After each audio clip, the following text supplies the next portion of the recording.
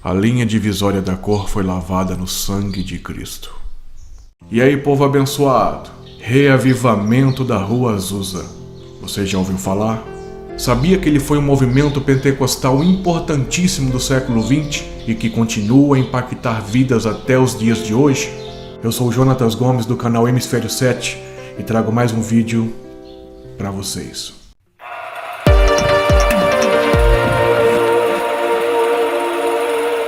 Antes de entrarmos na Rua Azusa, precisamos contar os fatos que antecederam ao movimento. A começar com Charles Fox Parham, considerado um instrumento fundamental na formação do pentecostalismo. Foi ele quem, pela primeira vez, elaborou essa definição teológica que falar em línguas estranhas espontaneamente é a evidência inicial do batismo com o Espírito Santo.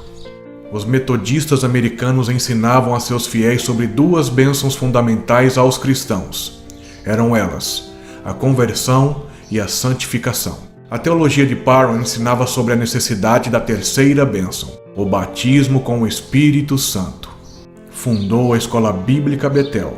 Cerca de 40 estudantes, motivados pelo movimento, ingressaram na escola para o primeiro e único ano de curso plenamente relacionado às doutrinas que envolviam o Espírito Santo. Em janeiro de 1901, os alunos de Parham se reuniram para orar e, neste dia, foram batizados com o Espírito Santo e passaram a emitir palavras desconhecidas. Esse foi o estopim para o movimento da Rua Azusa. Em 1904 aconteceu o avivamento do país de Gales, durante o qual aproximadamente 100 mil pessoas de Gales se uniram ao movimento.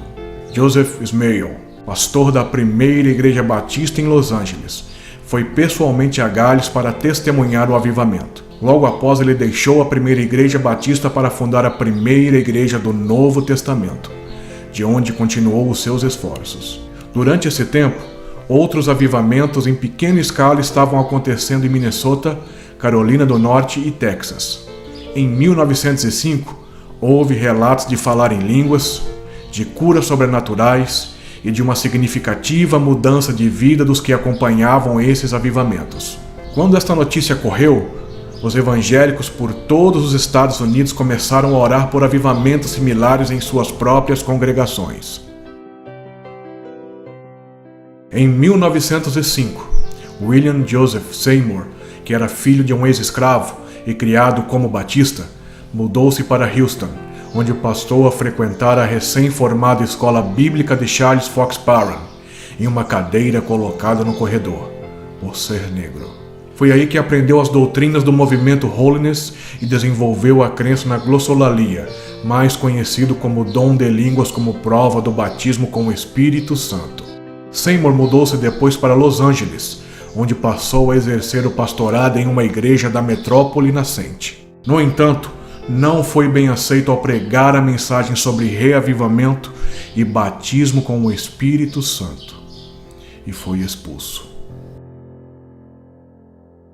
Então Seymour, juntamente com um grupo liderado por ele, começou a fazer cultos numa casa na rua Bonnie Brae 214, onde demorou pouco tempo para que essas reuniões ficassem superlotadas, devido às manifestações do poder de Deus, das curas, dos batismos no Espírito Santo, e onde as pessoas não tinham pressa de ir embora para suas casas. O endereço foi mudado para o atual Rua Bonnie Brae 216. É frequentemente relatado que Jane Evans Moore, uma das primeiras convertidas, quando foi batizada com o Espírito Santo, ela se tornou capaz de tocar piano e que cantava lindamente. Ela se casou com Seymour em 13 de maio de 1908. Foi então que William Seymour alugou um abandonado prédio na Rua Azusa 312. O aluguel era de $8 por mês. O primeiro culto foi realizado em 14 de abril de 1906.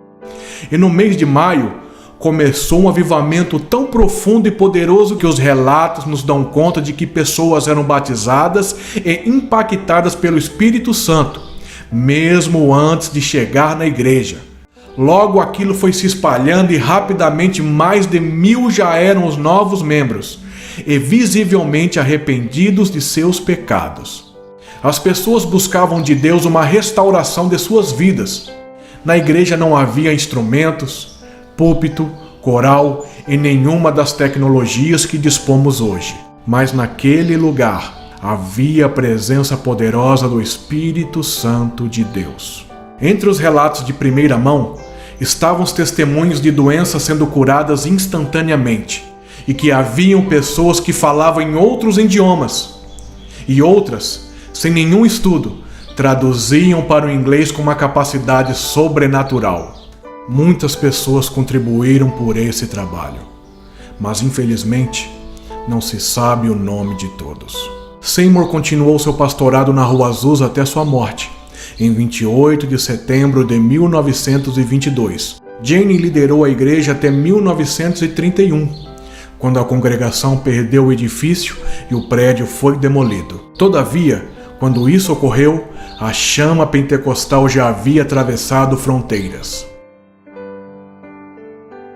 O pentecostalismo chegou ao Brasil trazido por operários e imigrantes.